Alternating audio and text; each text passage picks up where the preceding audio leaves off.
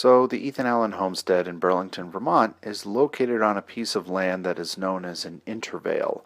And an intervale is a intermediate wetland that floods every year.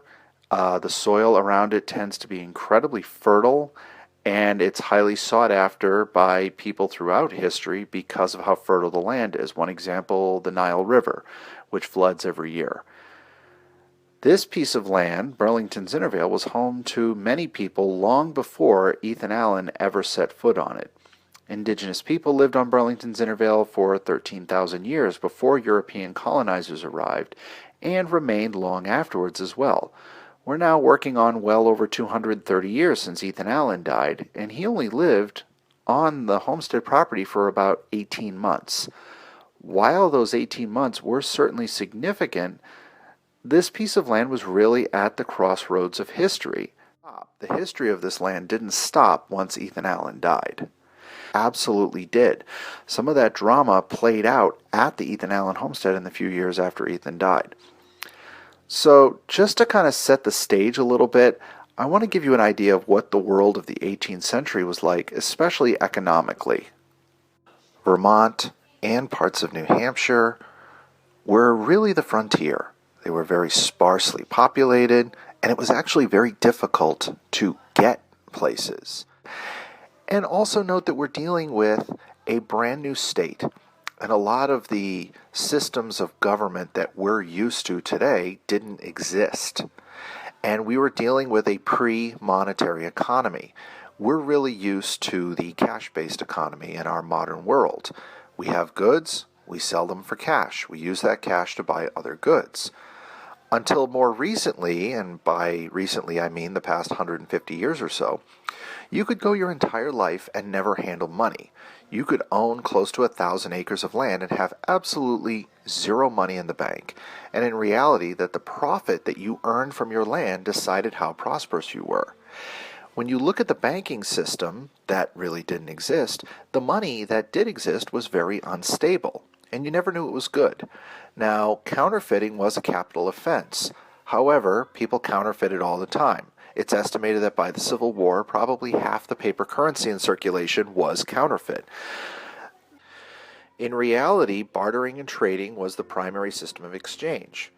Now, bartering and trading sounds great, but one complication that comes with it is that it requires a lot more agreement and a lot more goodwill as far as the value of things.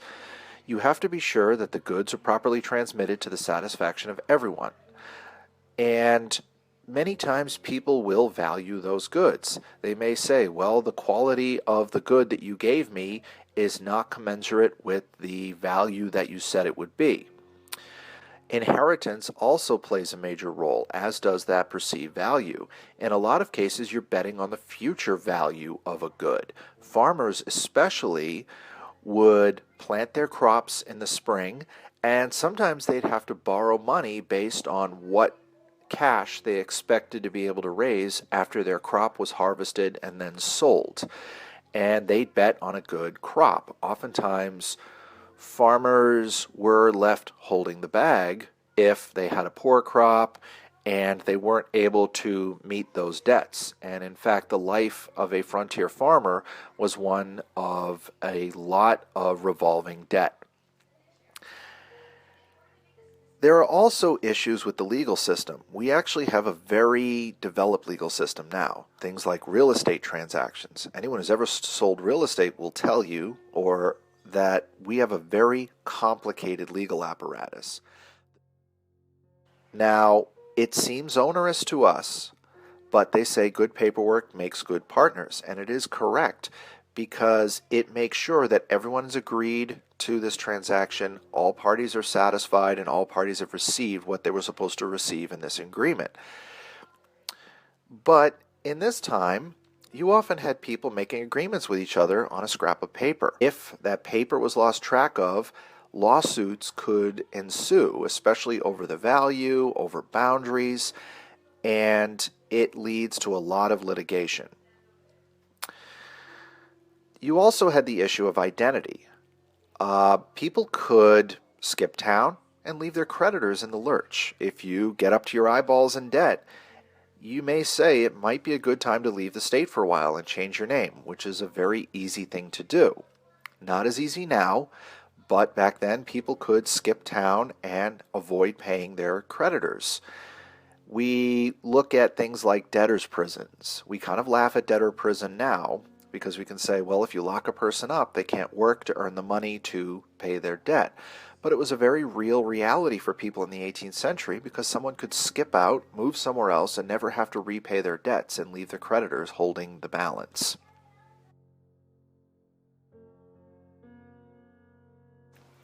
So let's begin before Ethan died, and we're looking at the holdings of the Onion River Land Company, which was a speculating business that was started by Ethan, Ira, their brothers, and their cousin, Remember Baker. They were going to speculate on land. They were going to buy land at a low rate, hoping that the value would go up, and then they would sell it at a significant markup. They formed this company in 1773 and began buying up a lot of land. A lot of the titles that the Onion River Land Company owned were based on New Hampshire titles. Now, if you're familiar with the history of Vermont, Vermont was claimed by both New Hampshire and New York. The governor of New Hampshire issued charters for towns within Vermont. The governor of New York did the same thing. During this legal dispute, the Crown initially sided with New York. But there was a lot of vagueness as to what would happen with the New Hampshire settlers who had purchased land legally and now were facing disenfranchisement over this ruling. So the value of those New Hampshire titles were called into question, and of course they dropped significantly. So anyone who was buying New Hampshire titles were buying them at a significant discount, hoping that they would be validated someday and you could sell them at market value. This does put an economic motivation into why the Allen family vehemently supported the rights of New Hampshire settlers, because they would also be out a significant amount of money.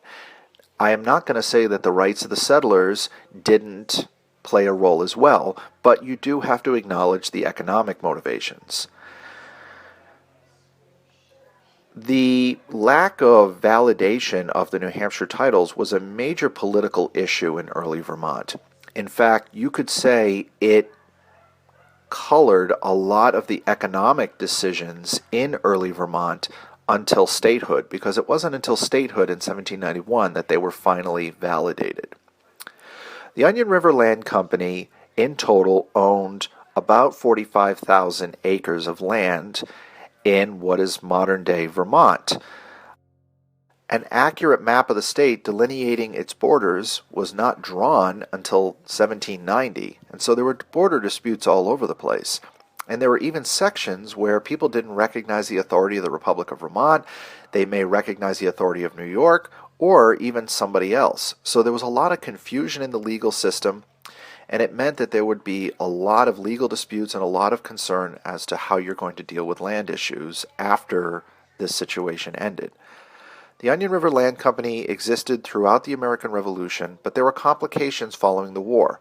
Of the five original partners, only two brothers that survived the American Revolution with their fortunes intact. Levi did survive the revolution. He supported the Loyalist side, so not much is mentioned. To my mind, Ethan was a relatively silent partner. He was heavily involved in a lot of his political pursuits. Ira was the one who was significantly trying to add to the perceived value of this land, and it would end up being a commercial failure. In 1787, they were facing losses and they decided to dissolve the Onion River Land Company. And there's a letter, an official agreement between Ira and Ethan Allen in 1787 agreeing to divide the land, and this deal must have been cooking for a while, but they officially dissolved the Onion River Land Company in 1787, and when they dissolved it, Ethan was supposed to have gotten as his settlement 1,400 acres of land and $500 worth of building supplies. There was a complication in that while they did reach an agreement, Ethan and Ira that is, by all accounts it was never fully executed. The official transfer of ownership from the Onion River Land Company to Ethan Allen himself never truly occurred, And one of the reasons we know this was a deposition was given by Fanny Allen in 1802 in which she stated that the $500 of building supplies were never delivered. And in fact, there was a lot of arguing and bickering between the brothers as to when this would actually happen. By all accounts, the financial situation of the Allen family while living at the homestead was not the best. Letters indicate that they were often strapped for cash. Ethan often complained how he could just never seem to have enough money to do what he needed to do. The family was always living on the margins, and there were lots of reports of items being sold to cover household expenses. Keep in mind, if there's no money, there's also not much to buy.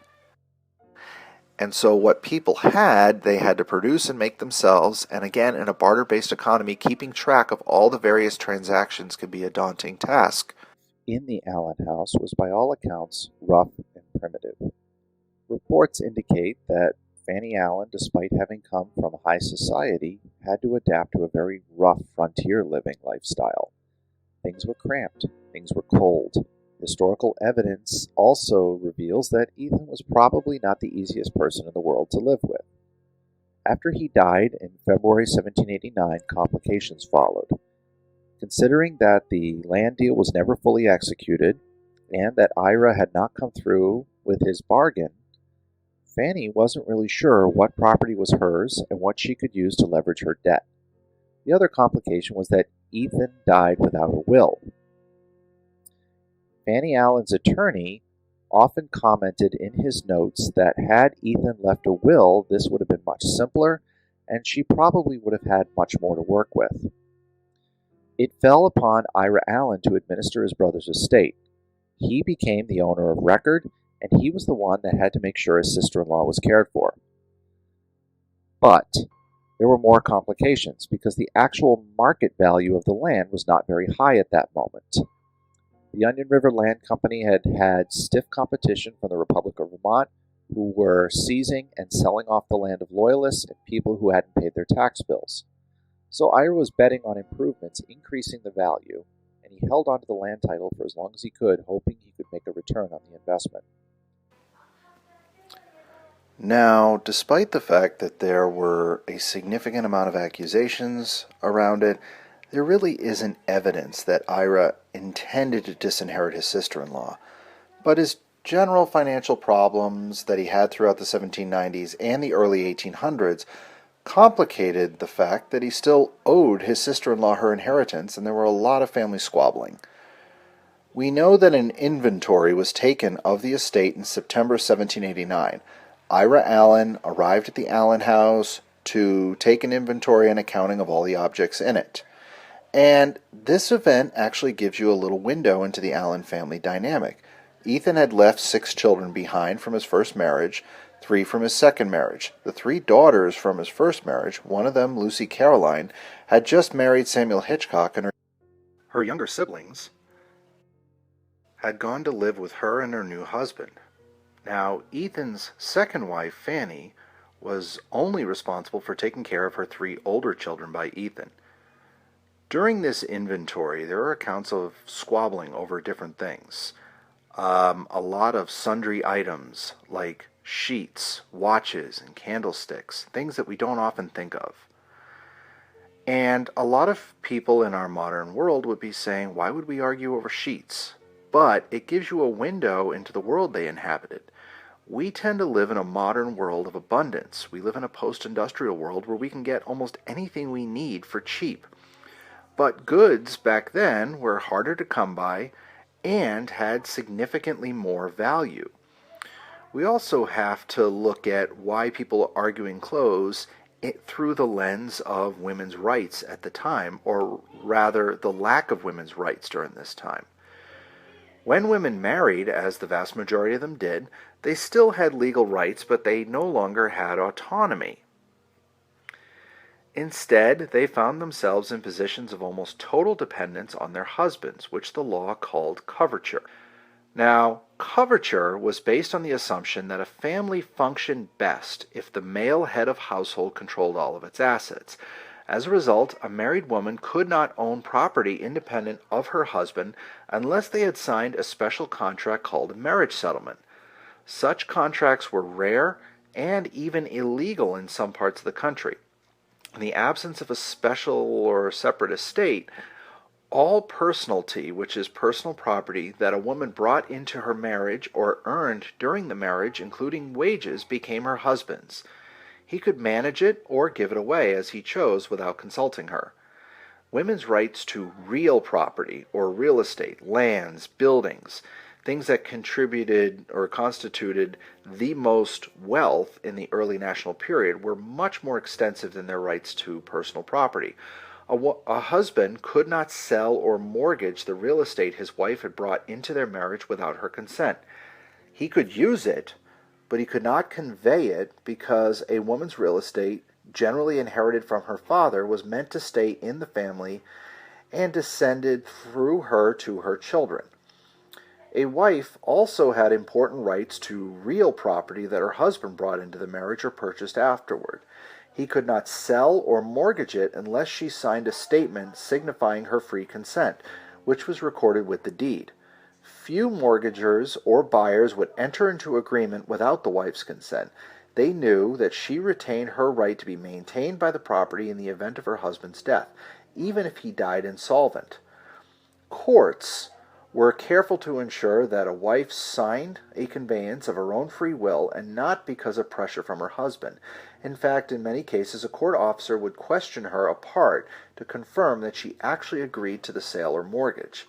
Now, was there pressure in private? Absolutely.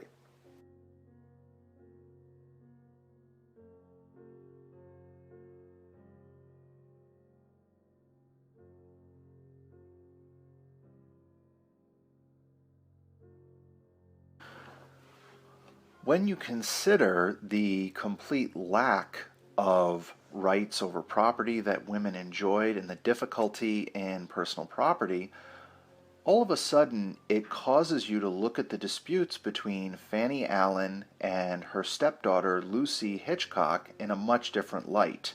When you're looking at arguing over things like linens, personal effects, it suddenly takes on an entirely different meaning, because in many cases this was the property that women were allowed to own, and there were so many institutional barriers put up towards women owning real property or even enjoying the benefit of owning real property, that oftentimes these smaller things, which could be sold for cash that was needed when needed, and the value of those goes up significantly.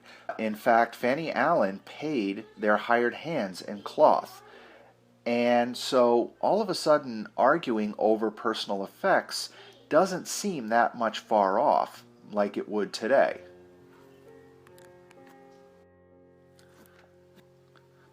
Fanny Allen remarried in 1793 to a doctor by the name of Jabez Penniman. Now, at this time, Ira Allen was attempting to leverage as much money from the land as possible. He was hoping that the land would increase in value and allow him to turn a much larger profit, and as his debts began to mount, it actually became easier for him to borrow money against his land than it was to, say, sell it at a loss. So he kept borrowing money against the land to put improvements on it, thinking that the price will eventually go up. And anyone who's ever taken a basic economics course will tell you that you can only do that for so long before the walls come caving in on you. In the early 19th century, Ira was working on a scheme to get some cash. He was gathering money and calling in debts to go on an expedition, which would later be called the Olive Branch Affair.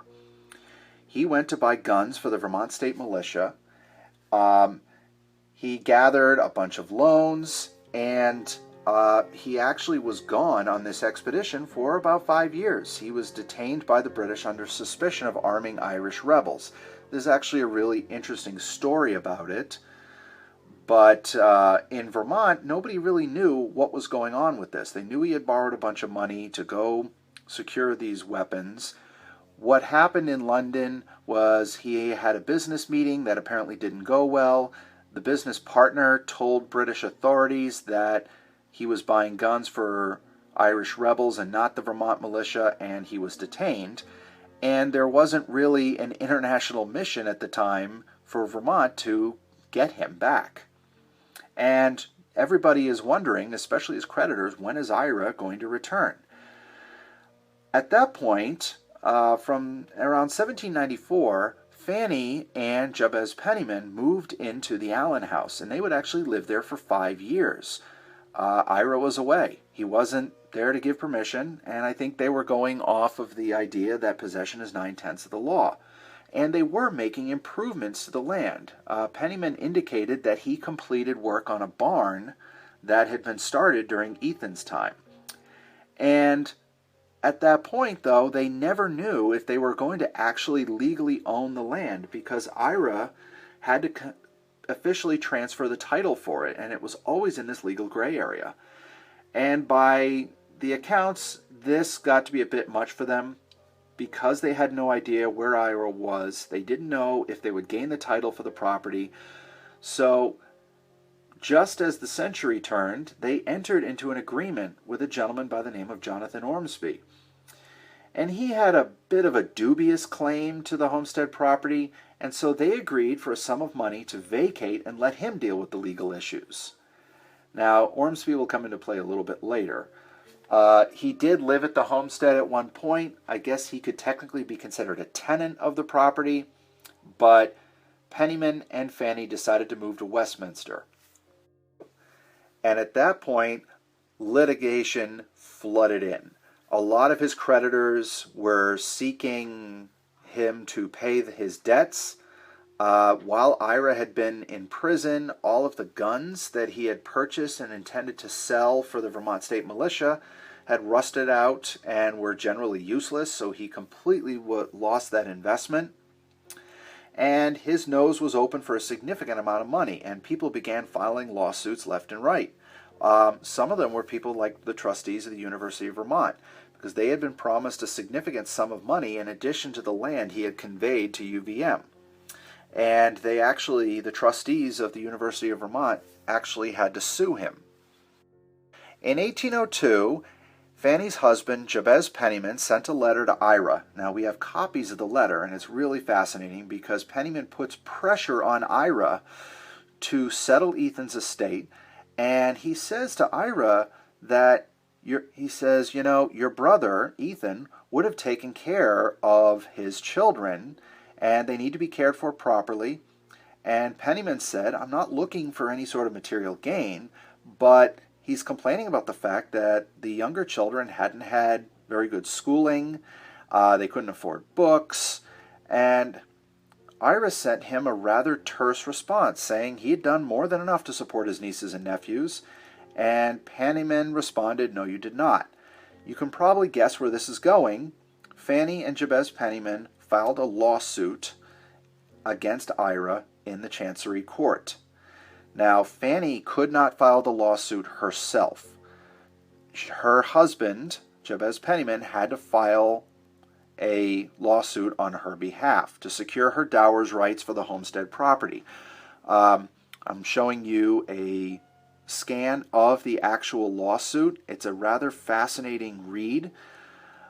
And there's a lot of depositions and letters as the courts were trying to figure out who sold what to whom.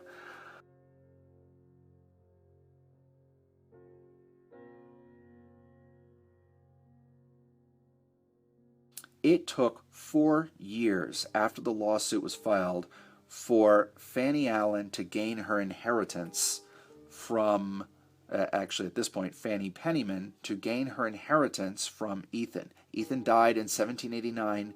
Fanny finally got her inheritance in 1806. And the probate court awarded Fanny her dower's rights, which was ownership of lots 34, 33, 32, and part of 31. Interestingly, there were archaeological digs done at the homestead property in the early 1990s, and the archaeologists were trying to figure out what tracts of land made up the original 1,400 acres. And all the intersecting land deals and lost records leave us with the conclusion that we may never know which of the 1,400 acres around the homestead property today was actually part of the original Ethan Allen homestead estate. But we do know that the 256 acres that the homestead property is today was the Dowers portion. So while we may not know in which direction the 1,400 acres went, which lands exactly we owned, we do know that the 256 acres that is the modern Ethan Allen homestead. So the intersecting of many different things actually played a huge role in Vermont's early politics. When you look at disputes over land, you look at how things played out politically, it really can't be ignored. If you look at the arguments, the bickering, the lawsuits over this piece of land, how it was dealt with, and how the income from that land, and you look at all the conditions, you get an interesting window not only into the Allen family dynamic after Ethan's death, but also the realities of early Republic America and why people, number one, fought so hard to protect their land rights in this area, and why the income and the work that they did to make a living from it was so critical.